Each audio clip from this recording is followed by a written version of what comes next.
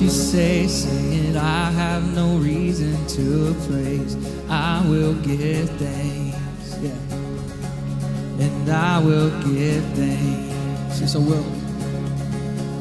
When the roar that I hear is the voice of my fears, try to silence this hope in my heart, I will give thanks. Yes, I will. I will give thanks. And the song of thanksgiving is my battle cry. With joy as my weapon, I'll stand and defy the light of the dark with my hands lifted to the sky.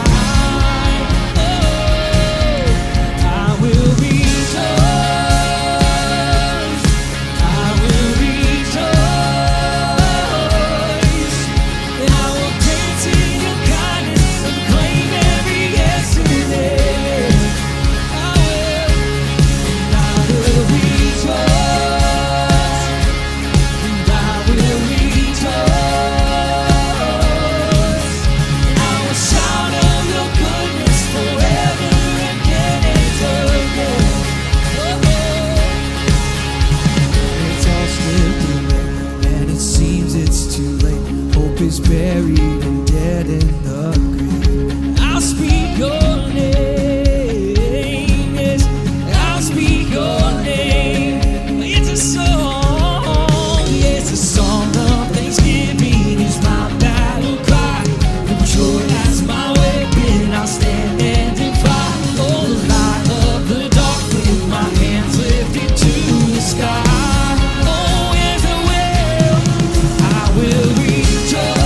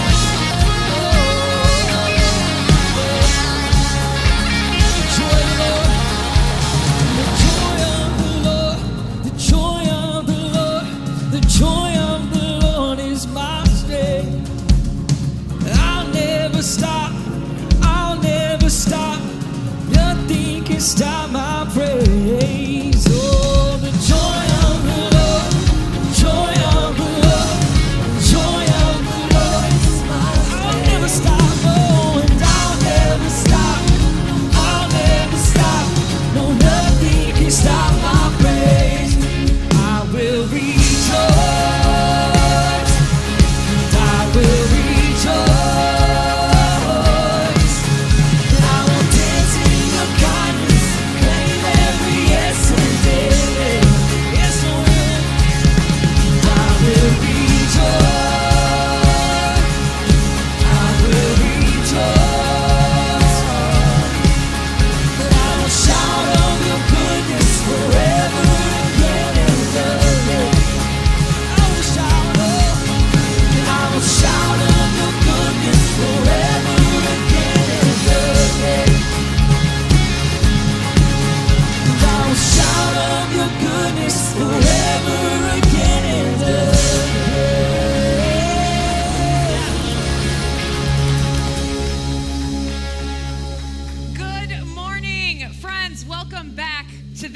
We are so glad that you're here. A little bit about what you can expect this morning. Our amazing band is going to lead us in 2 more songs. One of our pastors will take the stage with a message that is going to challenge and inspire us wherever we are on our faith walk. We'll close with a song and an opportunity for prayer, and we'll get you out of here in about 60 minutes. Now, in this place, because we all look and sound a little different, worship is going to look and sound a little different for each of us, right? Some of us are going to be singing and stomping and waving our hands. Some of us are going to be still and somber and quiet. And there is no wrong way to worship in this place. It is simply a matter of letting these lyrics be your prayer.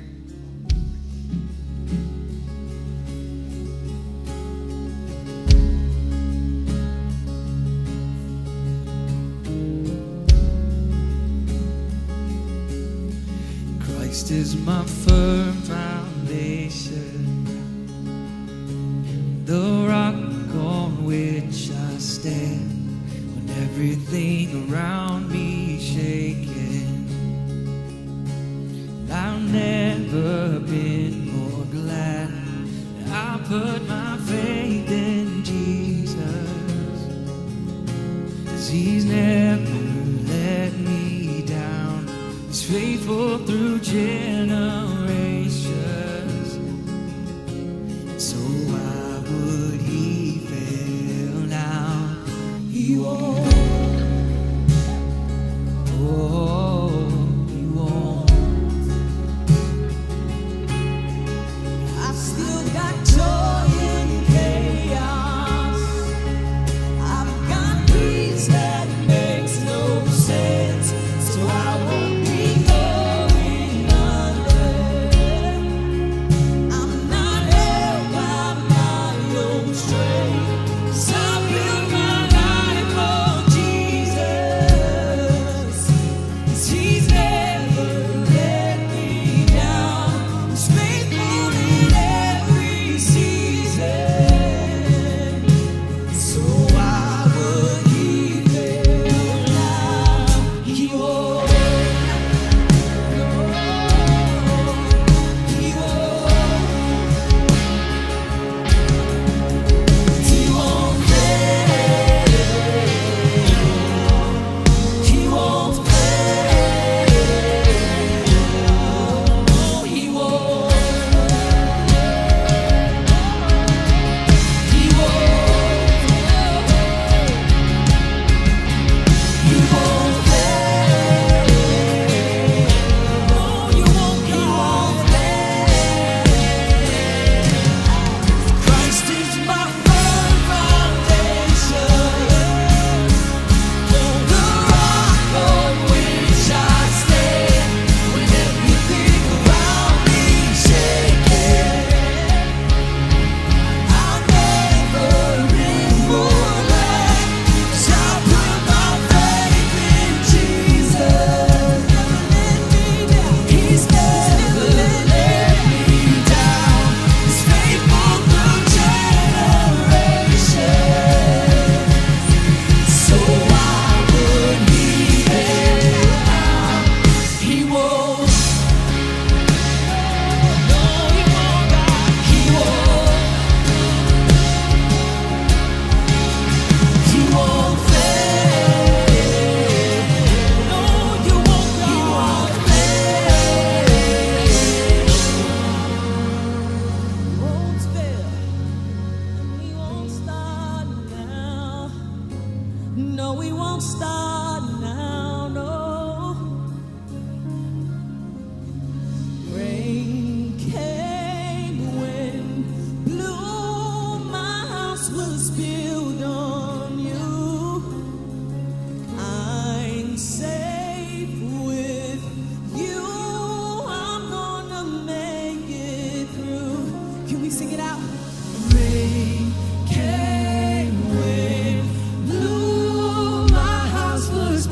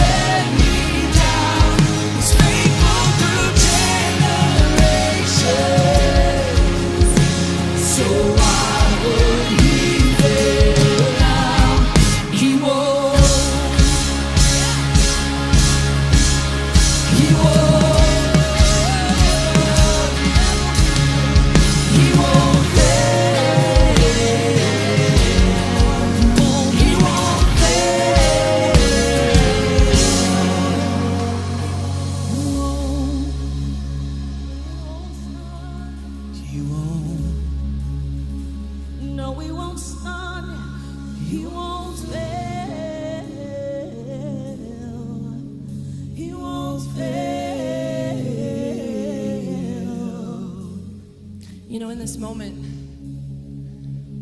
we sing these words, He won't fail me now. And yet I don't know if you're like me, but there's times where I say, okay, God, I know that you won't fail me, but it sure feels like it.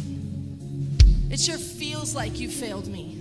Because of the things that I'm looking at, the things that I'm seeing, the things that are happening around me. And can I encourage you today, that feeling that He's failed you is a normal feeling. The key to change in our perspective is when we take His truth and speak that over our feelings. That's why we sing these songs, He won't fail. He's never let me down. It's not because we always feel that way. It's because we know that we serve a God who is with us all the time. And His character is good. He'll never leave us nor forsake us. So it's okay if you're in this place today and you're singing, He won't fail me, and you feel like He has.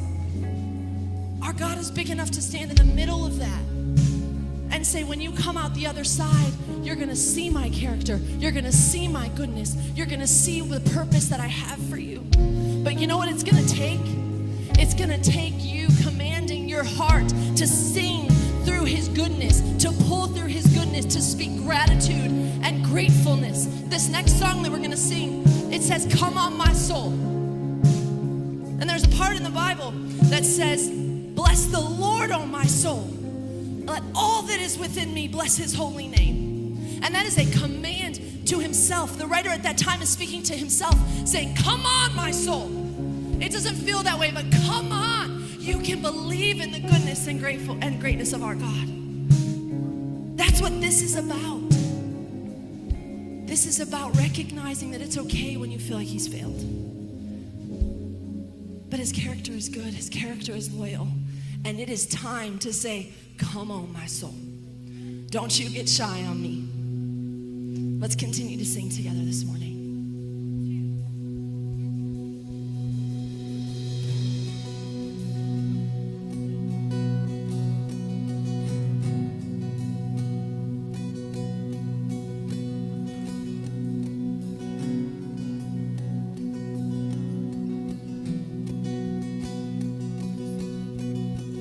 All my words fall short. I've got nothing new. How could I express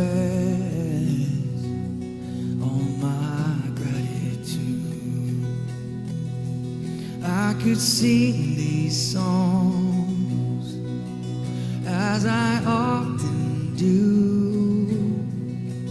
Every song must end, and you never do. So I throw up my hands, praise you again and again. 'Cause all that I have is a hallelujah, hallelujah. And I know it's not much, I'm nothing else fit for a king, except for a heart singing hallelujah, hallelujah.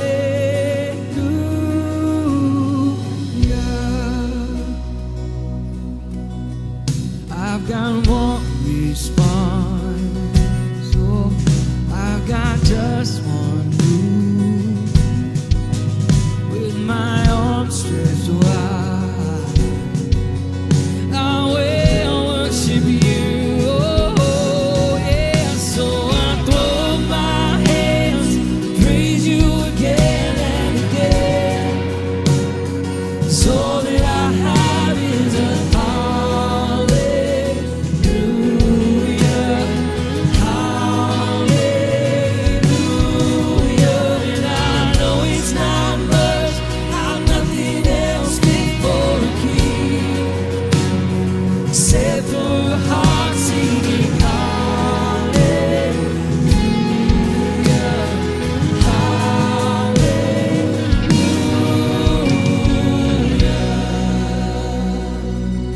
This is the time right now to sing, come on, my soul. No matter what you feel, this is the time to say, God, you are good. I am so grateful. Come on, let's command our hearts this morning. Let's go from feeling to faith. Come on, Don't you get shy on me, lift up your song. You got a lion inside of those lungs. Get up and praise the Lord. Oh, praise the Lord. Come on, my soul. Don't you get shy on me, lift up your song. You got a lion inside of those lungs. That's right. Get up and praise the Lord. You sound beautiful. Here we go. Come on, my soul. Don't you get shy on me, lift up your song. You got a lion inside of those lungs. Get up and praise the Lord. Praise the Lord. Yeah. Praise Him, praise the Lord. Yes, God. So I'll sing it.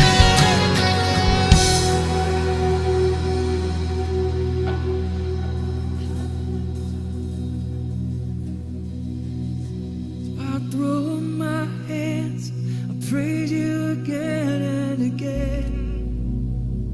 'Cause all that I have is a hallelujah, hallelujah. And I know it's not much, I'm nothing else fit for a king, except for a heart singing hallelujah, hallelujah.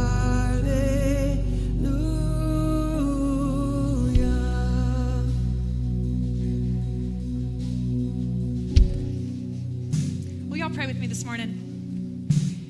Heavenly Father, thank you for this time together in this place. A time to press pause, a time for us to be still and to focus in on you. To stop the hurry and the scurry and to remember that you have been chasing after us each and every day. And that if we just stop for a moment, we can meet you wherever we are. In Jesus' name, amen. Y'all, as you take your seats, look at your neighbor and ask them, have you seen the python? They can't find it out at the petting zoo.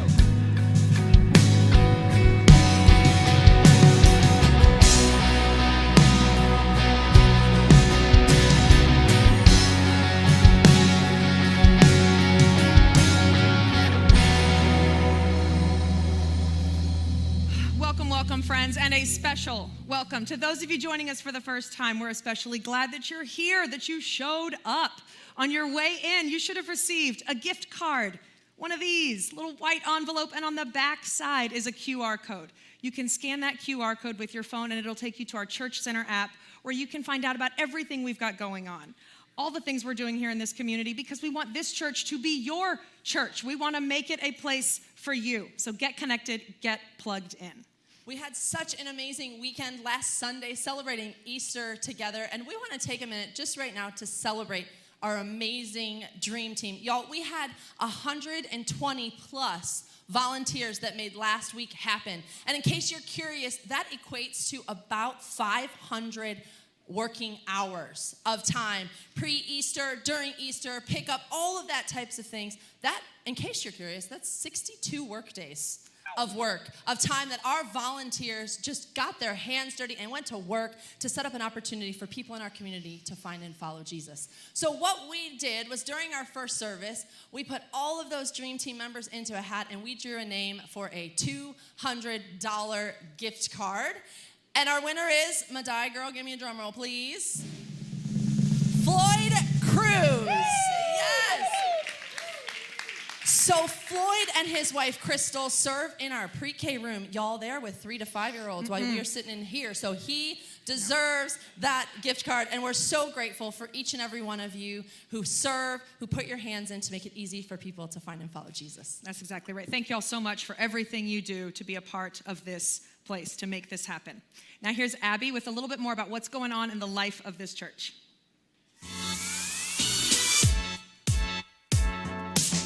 Good morning, everyone. My name is Abby, and welcome to Thrive. Y'all, it is almost summer, and that means it's time for our summer life group season. It's one of my favorite times for life groups because it's more about just connecting with each other, getting to know everyone, and having a really great time. Last summer, I led a group with my husband where we got together on Friday nights with other families. We swam, barbecued, went to parks, and just had a great time. Leaders out there, if you are interested in being a part of this and leading a group, whether it be a softball team, a volleyball team, a Friday night group, a men's group, whatever it is that you're interested in, we would love to have you. For more information, check out the Church Center app or scan the QR code that you see here on the screen or in the lobby. If you are new here to Thrive and you haven't attended one of our welcome parties, then Sunday, April 30th is just for you. After our 11 a.m. service will be a chance for you to hang out with our pastors, staff, and some of our volunteers, get free lunch and free childcare. Be sure to sign up to join us and come have a great time. Sunday, April 30th after our 11 a.m. service. See you there. Thrive Church exists to make it easy for people to find and follow Jesus, and everything that we do is because of you. If you're interested in giving, there's several ways that you can. If you're in the room, scan the QR code on the seat in front of you. If you're online, click the link in the chat, and both of you, the Church Center app. Thank you so much for your hearts to give. Now it's time for our new series, Don't Should on Me. That's right. That's what it's called. So sit back, relax, and enjoy.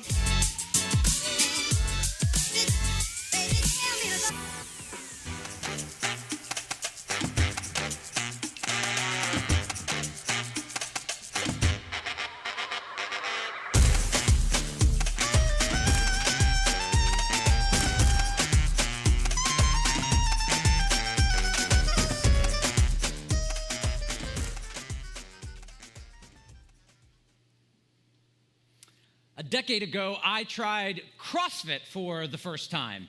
That's right, I tried CrossFit. My wife had been doing it for a few years, and I thought, hey, why not get my chance to go and work out a little bit? And I remember walking into the box, into the gym that they have, and I was looking at the guys and the ladies that were working out, and I was like, I want to be like them. I need to be like them. Like, it is amazing watching them like lifting these massive amounts of weights, doing all of this stuff, and the power they had with their bodies. And I was thinking to myself, like, I can do this. I can do this. I can do what they can do. I mean, I was an athlete. Rephrase. I used to be an athlete a long time ago. But I was thinking, I've played soccer. I've run a little bit. I can do this. I can do exactly what they can do. And so you've got everybody that's hanging out in the gym, and finally a coach kind of comes to the front and he says, all right, everybody, it's time for the WOD. And already I'm confused. I don't know what a WOD is, but I quickly learned it's just simply the workout of the day. I'm like, okay, all right, I'm already learning the lingo. I got this down. Let's hear what the workout of the day is, and we're good to go. And then suddenly he says, all right, everybody, we're going to do a 20-minute AMRAP. We're going to start with some clean and jerks. It's going to be a superset into some burpees. You're going to do some deadlifts. Make sure to do everything right. Here we go. And 3, 2, 1, go!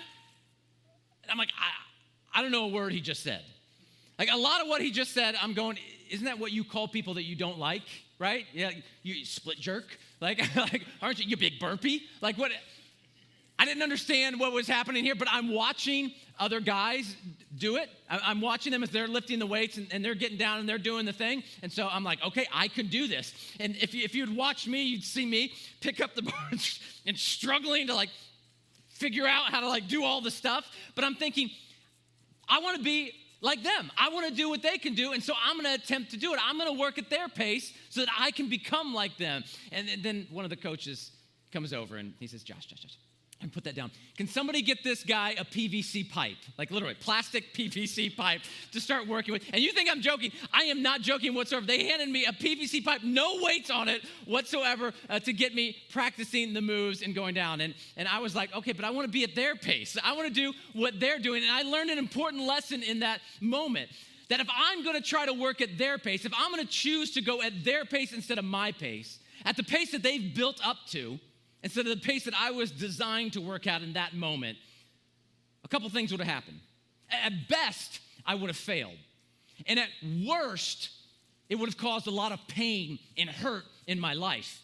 And let me tell you, leaving that CrossFit box an hour later, there was a lot of pain and there was a lot of hurt in my life. And I decided in that moment, CrossFit is going to be Kristen's thing and not my thing. And that is a good thing. But how often in life and in faith do we look at someone else's life? Do we look at what they're doing? Do we look at how they are doing? And we say, I'm going to be like that. I'm going to work at their pace.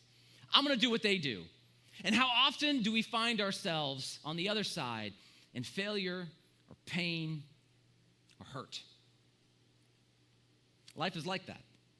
We hear voices outside of us or voices from me on the inside of us saying, Josh, you should do more. You should do more. That's why we're doing this series. The series called Don't Should on Me. Sometimes that comes from the outside. Sometimes it comes from the inside, from the voices within. And we're going to be looking at some of these should phrases, these words and how we change our language a little bit. And if we change our language a little bit, maybe it'll help shift and change our perspective a little bit. Help us to walk out our purpose. Because there's language like you should, you must, you ought to, you've got to. Maybe you've heard those words before. You've heard those words referred to as smog language. That language often brings shame and condemnation. Instead, we say, how do we shift our perspective? How do we shift our language? What happens if we change from what I should be doing and instead talk about what I will do? See, because what's interesting about should is that should often focuses on demeaning and demoralizing and even damaging relationships. Because with should, it focuses on the problem. It focuses on the negative. But when we're able to change to I will, we can suddenly focus on the positive. We can focus on the solution. And it's oftentimes that when we focus on the solution that we can reach to the solution. That's what our series is about over the next 4 weeks. The issues with the I shoulds in my life. How often I've walked life and said, man, I am full of should, if you know what I mean. All the time in my life. And today, we're looking at that phrase, I should do more. Josh, you should do more. Because that phrase, it comes to me, and often it doesn't come from outside of me, it comes from within me, where I focus in on it, and I feel overwhelmed, and I feel anxious, and I feel stressed, and I feel like I don't have enough hours in the day. I feel like I walk around and drive around in my day. I start off by getting in my car, and I go out on the streets. When I come to a stoplight, before I'm even there, right, I'm analyzing the cars. I'm looking at them like, all right, that guy's got a convertible. I'm going to get behind him, not behind the minivan, even though I drive a minivan. I'm going to get behind that because I know he's probably going to go faster. And then I get behind him and go, and he's not going faster, so I switch lanes quickly, and I'm trying to bypass people. And then I get to the store to where I'm getting to, and I analyze the clerks, or I analyze the aisles, or I analyze everything to see what's going to get me quicker. Is self-checkout going to get me quicker? Are they going to can they bag it? Can they go? What parking spot can I get in? Can I get out? Whoo! And it's overwhelming. And yet that's the pace at which I live life. And maybe that's the pace at which you live your life. And we're always thinking about, how do we do more? How do I get more? How can I be more? Because Josh, you should do more. It's not just that I'm rushed occasionally. It's that I feel rushed all the time. And yet, I still feel like I'm missing out. And yet I still feel like I'm missing the mark. And yet I still feel like I'm disappointing others with my life. That something's missing. Because suddenly, in all that I'm doing, I have no time for the ones that I love. No time to do the things that I love. And I think to myself, life isn't supposed to be this way. Then God struck me as I'm thinking about this message here. And maybe this message isn't for you. Maybe this message is simply for me. Because the message that I'm speaking today is not a message of one that I live out. It's a message, to be honest with you, that I live the opposite to this. And God hit me with this thought, that what if the greatest enemy, Josh, what if the greatest enemy to your purpose is your current pace of life? What if the greatest enemy to your purpose is your current pace of life? Josh, you should do more. I mean, I find myself saying things like, I don't know, well, the devil doesn't take a day off, so why should I? Or, you know what, I'll stop working, I'll stop doing that when I die. And those all come from a good heart, but honestly, those aren't great things to say. Those are dysfunctional things to say. And yet, we all have places to go, people to please, we have jobs to do, we have bills to pay, we have kitchens to clean, we have kids to raise, we have dance to go to, we have volleyball to go to, we have soccer to go to, we have basketball to go to, we have football to go to, we have laundry to do, we have laundry to do, we have laundry to do, we have laundry to do, we have laundry to do. I've got 3 girls, I've got laundry to do. And we pace and we pace and we pace and we pace and we look over and we see somebody else and their life and what they're doing and how they're doing it. And it's like me sitting at the gym, seeing some guy who's way bigger and been doing it longer and doing it more, and I try to live at their pace. It's not the pace I was designed to live. God designed me to work and to live at my pace. And God is saying to me, what if the greatest enemy of your purpose is your current pace of life? Sometimes I feel like I don't have time for family meals. My girls, to be candid with you, they ask for my littlest one always, Dad, are we having a family meal tonight? They love the family meals. And sometimes I feel like I don't have time. I don't have time for deep conversations. I don't have time for rest or reflection. I don't have time to read. I don't have time to seek God. I just don't have time. And neither does anybody else, so it's okay, right? Like, we're all this way. We're all busy. We're all rushed all of the time. So this must just be, this is how life is, and this is how we do it until we die, I guess, or until we retire. Josh, you should do more. But what if the greatest enemy to your purpose is your current pace of life? You know, the average human walks at about 3 miles per hour. 3 miles per hour. 3 miles per hour is pretty simple. That's just a little easy walk. Nobody's like competing in marathons with an easy walk. 3 miles per hour, all right? That's 20-minute mile. We can all kind of do that. But I think to myself, like Jesus had like 33 years here on earth. 33 years, and only 3 years of ministry. 3 years of ministry. So I'm going, that guy, he probably didn't walk at 3 miles per hour with his stuff. Like, he had a lot to do and a lot to get in. So I'm thinking of what I have to accomplish. And suddenly I'm thinking to myself, I can't be walking at 3 miles per hour. I got to get stuff done. Because if I'm going to be like what Jesus did, I got to walk at like 6, 7, 8. I don't know. I got to walk pretty fast with stuff. Because I think of Jesus, like Jesus, man, in his 3 years, like he trained up 12. He got them ready to do like ministry and stuff like that. He resisted temptation. He raised up so many. He healed so many. He loved so many. He embraced those that weren't like him. He fulfilled Old Testament prophecies. He did miracle after miracle after miracle and thing after thing after thing. And suddenly you see, though, that Jesus never once ran. It's amazing in studying this. Go look at the life of Jesus. Go read the Gospels, the stories, the biographies of the life and the teaching of Jesus. Matthew, Mark, Luke, and John. You can read them right there in the front half of your New Testament. Jesus never ran. Ever. I can't find it. I'm thinking to myself, why do I put myself at such a pace? If I'm trying to follow after Jesus, am I really doing what Jesus did? In fact, Jesus was never busy. Jesus was never rushed. Jesus wasn't walking around with his disciples like, come on, guys, let's go. We got to get going. We got to get down to Jerusalem. Hurry, let's go. Thomas, come on. We're going to leave you, Thomas. If you don't come right now, we're going to leave you. That's me this morning with my girls. We're going to leave you. You're not going to get to go to the petting zoo. We're going to leave you if you don't come. And I find myself doing that.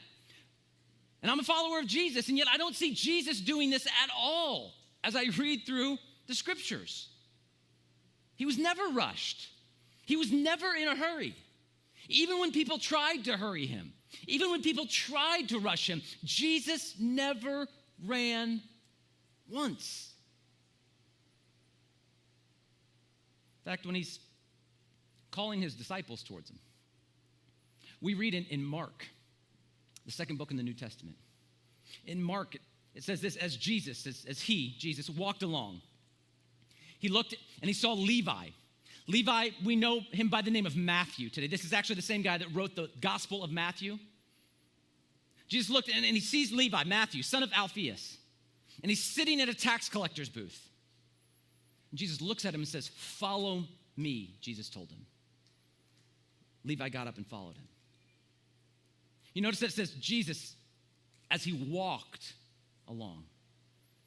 You see this phrase often in the Gospels, often in the story, that Jesus is walking along. He's not running. He's not skipping. Like, he's not trying to be in a hurry and get someplace super fast. He's purposeful in his pace. And Levi, he left and he followed an unrushed Jesus. And it makes me think, if I follow Jesus, an unrushed Jesus, why do I constantly find myself rushing? So if you find yourself always rushed, stressed, or overwhelmed, or exhausted at trying to get it all done, trying to pace yourself like somebody else, looking and saying, I need to be just like them, I need to do what they do, you've come to the right spot. Because Jesus, he invites us toward him. In fact, Matthew, Levi, this tax collector, the one that followed after Jesus, he says that Jesus invites you to walk with him. In fact, this is what Matthew would write. In chapter 11, verse 28, he says, "Are you tired?" This is Jesus speaking. "Are you tired? Worn out? Burned out on religion? Come to me. Get away with me and you will recover your life. I'll show you how to take a real rest. Walk with me and work with me. Watch how I do it. Learn the unforced rhythms of grace. I won't lay anything heavy or ill-fitting on you. Keep company with me and you'll learn to live life, to live it freely and lightly." Jesus says, come get away with me and you will recover your life. Come walk with me. Walk with me and watch how I do life. Not try to keep pace, not try to keep up. Now, come on, what are you doing? We often look at God and we think of God that way, that God's always looking at us saying, come on, what are you doing? Keep up, keep up. No, Jesus himself said, no, come, follow me. Walk with me. You want real rest? Follow what I do. Don't just believe in me. Live the way I live. Do what I do. Like we said, Jesus was given 33 years. 33 years on this earth to start a world-changing revolution. 33, if I was given 33 years on this earth, and I'm Jesus, by the time I'm 3 years old, I'm already out there miracle, miracle, miracle. We're getting this thing done. We got a lot to do. We got a lot to change. We got a lot to go. I'd be running around in my diaper like crazy. Mary's chasing after me all the time. This is how I would act and interact, thinking I've got to get things done. And yet Jesus walks through 90% of his life in obscurity. It's never too late. For 3 years, he walks out his ministry. In fact, at the beginning of those 3 years, we read about Jesus getting baptized in the Jordan River by John the Baptist. God himself speaking to him, saying, "This is my son with whom I'm well pleased." You think at that moment there would be the energy to let's start this thing, let's go. I'm gonna be preaching right now. This is amazing. You know what Jesus does in that moment?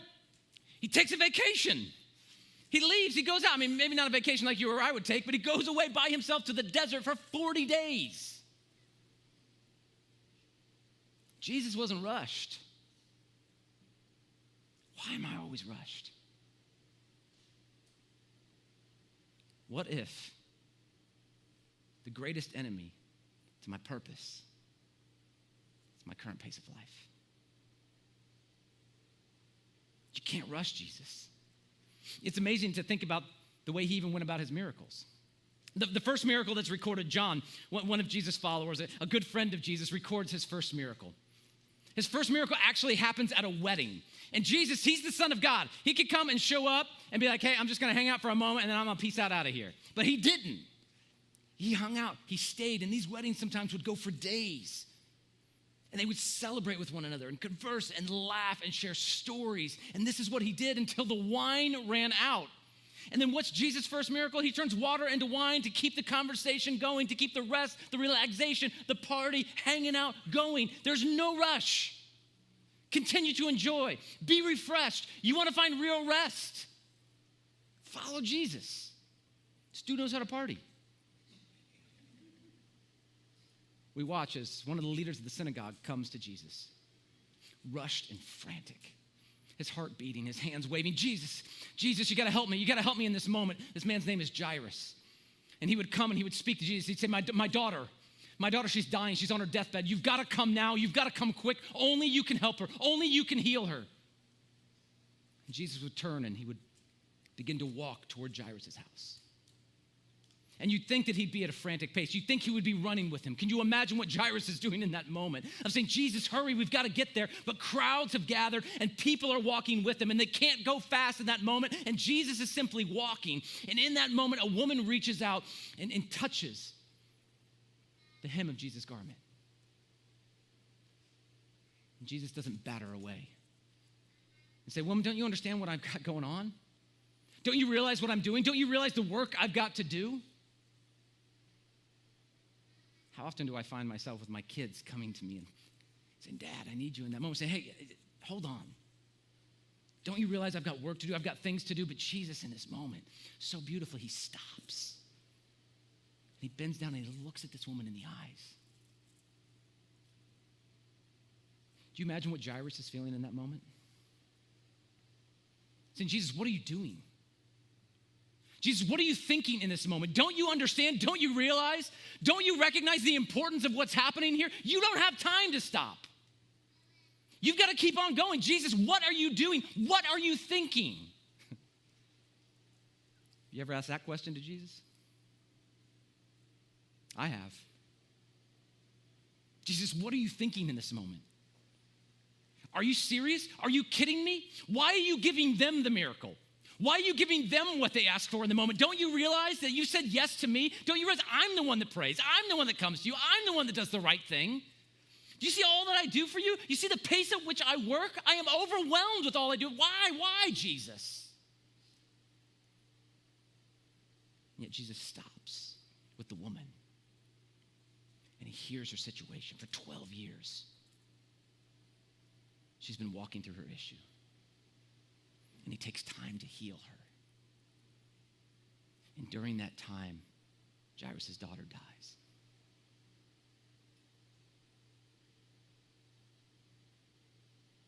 Yeah, you won't fail me, God? You wouldn't even rush to my daughter's aid. And Jesus says, don't worry.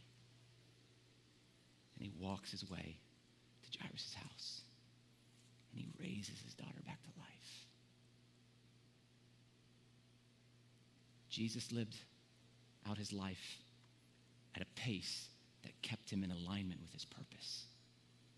And as we follow after him, we recognize that when we pace with the purpose that we've been given, that we can walk in confidence and freedom, knowing God will answer to the call, that he will not fail us, that he'll do what he said he will do, that he will be with us in the midst of what we go through. That even as we walk through the storms, he is guiding and he is with us. Even if we try to rush him, we can recognize that we can simply just walk with him. Because what if the greatest enemy to your purpose is your current pace of life? We all pace life so fast. We all pace it so fast because often we're rushing. I'm rushing. Jesus wasn't rushed, but why am I? Because I'm often running from something or I'm running to something. I'm running away from failures. I'm running away from insecurities. I'm running away from hurt. I'm running away from abuse. Or I'm rushing myself toward success, toward money, toward likes, toward my next marriage. And I'm constantly in a rush. And the problem with chasing after life all the time, looking at others, seeing their pace, seeing what they're doing, trying to match it, is that you've outpaced yourself. And suddenly you're going to end in failure at best or pain and hurt at worst. Jesus himself said, you've got to be careful. You've got to be careful that you could gain the whole world and lose your soul. What if the greatest enemy to my purpose is my current pace of life? We think we don't have enough time.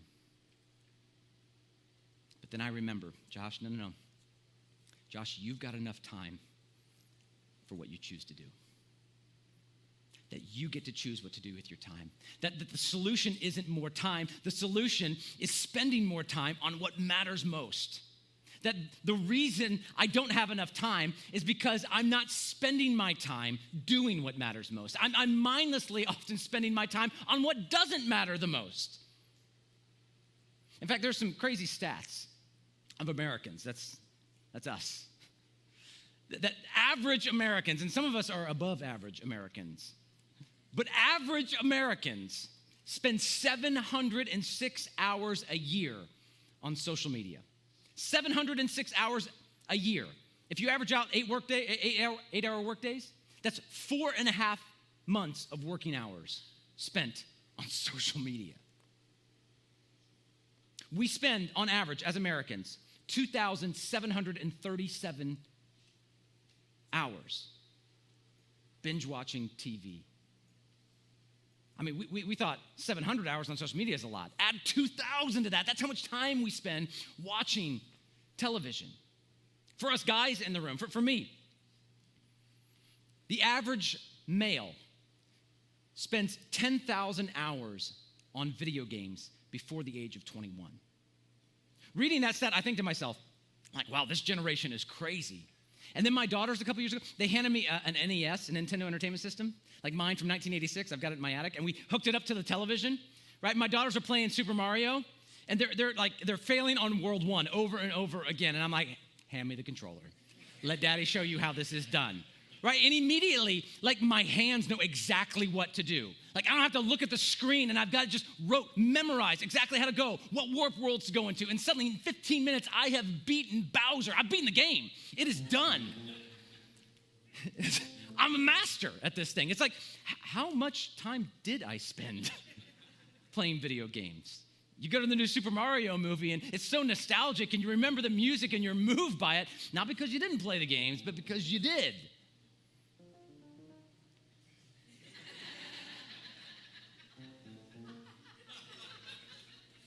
See?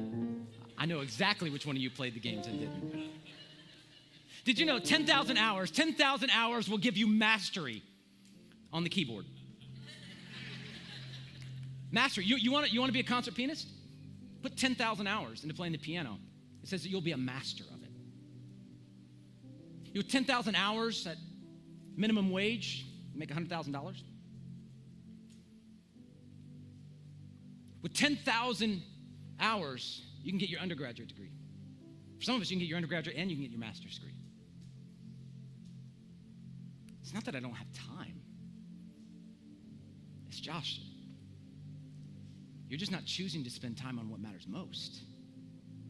And I pace my life at this overwhelming pace, and I'm constantly listening to the voice inside my head saying, Josh, you should do more. And it's a voice of shame and condemnation. So how do I change it? So what do I do? How do I make a difference? Because what if the greatest enemy to my purpose is my current pace of life? What do I do? Well, for some of us, we need to change that phrasing a little bit. That voice inside of our head that's constantly saying, I should. We need to take the shame out, and we need to walk toward our purpose. And in the pace that Jesus has set for us.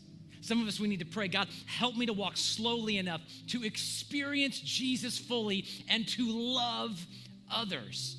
because that's what we're called to do as Jesus followers, to recognize and receive the love of Jesus and to reflect it to the world that's around us, because we serve a God of love. And love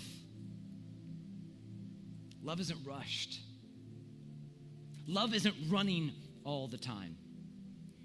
In fact, you've probably heard a verse in your wedding or at a wedding you've attended that says this, that love is patient.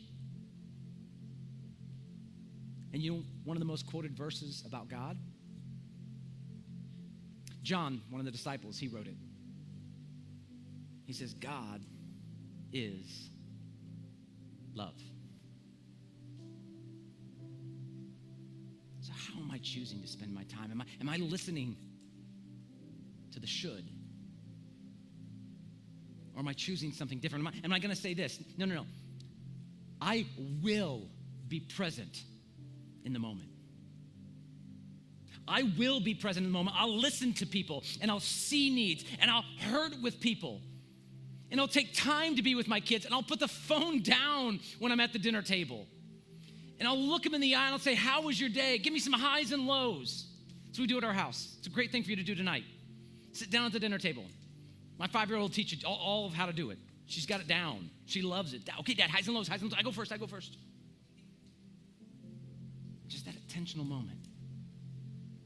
So I'm going to do what matters most. I'm going to slow down. I'm going to pace. And I will be present. Maybe we need to say this. I will choose what's important. And I'll eliminate what's not. Maybe today you need to pray to God. God, help me say no where I need to say no and yes to what I need to say yes to. Because a lot of things I say yes to that are good things, but they're not the most important things. They're good things, but they outpace the way I should be acting with life. And they get me overwhelmed. Maybe for some of us, we need to simply say this. I will rest in God's presence and listen for his voice. That tomorrow when I wake up in the morning, I'll take a moment. I'll schedule a moment to wake up and rest in his presence and say, God, before I start my day, I will listen for your voice. God, would you set my pace? Because what if the greatest enemy to your purpose is your current pace of life? Jesus says, come to me, all who are weary and burdened, and I will give you rest. Because we serve a God and follow after a God who wants you to pace in the purpose he's given you, because he loves you and he's for you and he's with you. Would you pray with me today? God, we come to you in this moment and we're so grateful that we don't serve a God that tells us to strive and to go and to move and to keep up.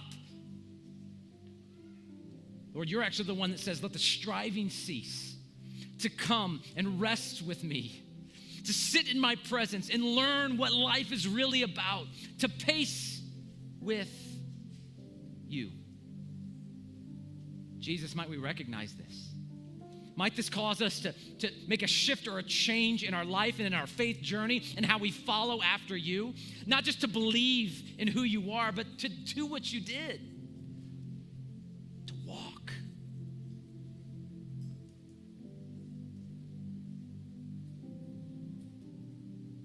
For some of us in the room, his heads are bowed and his eyes are closed, or maybe you're watching us online.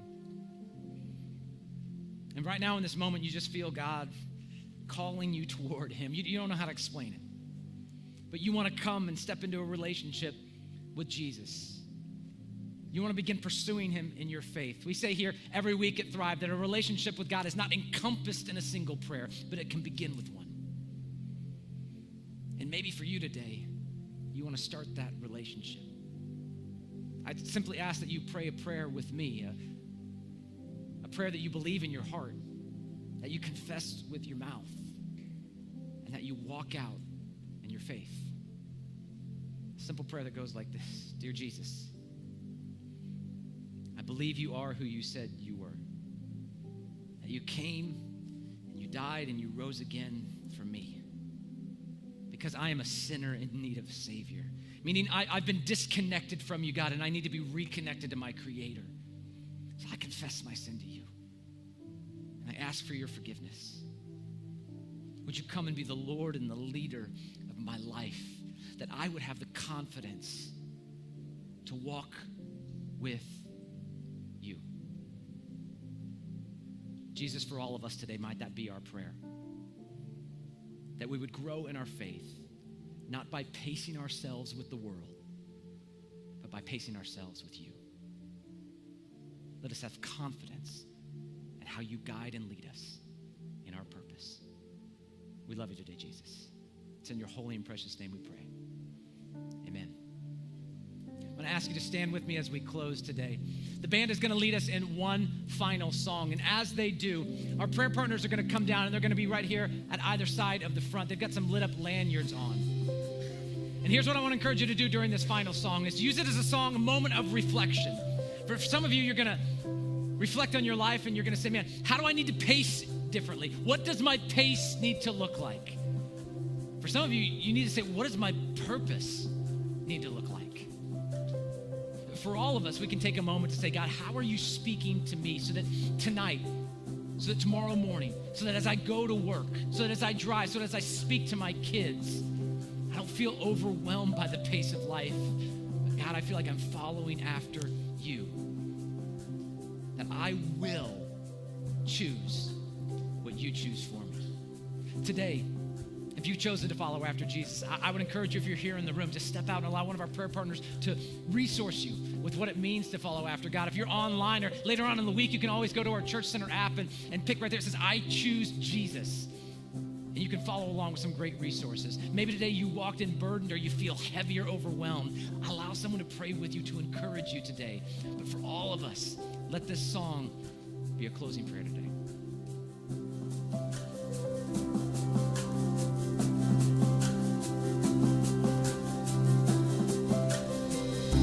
You are with me. What can separate us? You are for me. What can stand against us? Your love, it won't let go. I know it won't. Darkness, shadows have no power over me. Fear is empty. Shame has no authority. Your love, it won't let go. I know it won't, for I know your thoughts, your plans for me are good. I know you hold my future in my hope. Your promises never fail. Your promises never fail. Come on, sing out healing. Healing and freedom as you speak favor over me. Faith is breaking all impossibility. Your name has overcome, your name alone. For I know your thoughts, your plans for me are good. I know you hold my future and my hope. Your promises never fail. Your promises never fail. Your promises never fail. Your promises never fail. Oh, you're faithful, God. Oh, you're faithful, Lord. Standing yes. So I am standing on every promise that you made. I will see it come to pass in your name, in your name.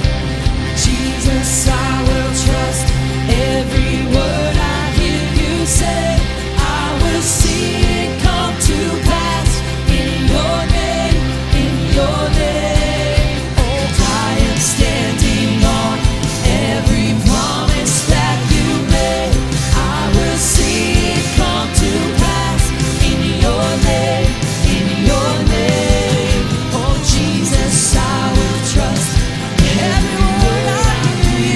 say, I will see it come to pass in your name, in your name. Oh, yes, God. Oh, yes, oh, I'm standing on the promises, oh God, yeah. Every promise, God. Oh, I'm standing on it. Come on. For I am standing on every promise that you made. I will see it come to pass in your name, in your name. Oh Jesus, I will trust every word I hear you say. I will see it come to pass in your name, in your name. And I will see it come to pass in your name, in your name. I will see it come to pass in your name, in your name.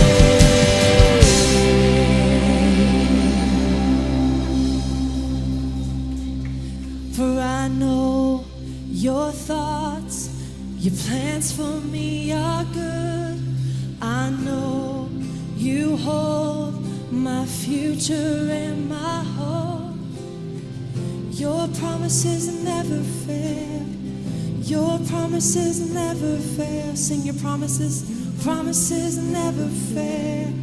Your promises never fail.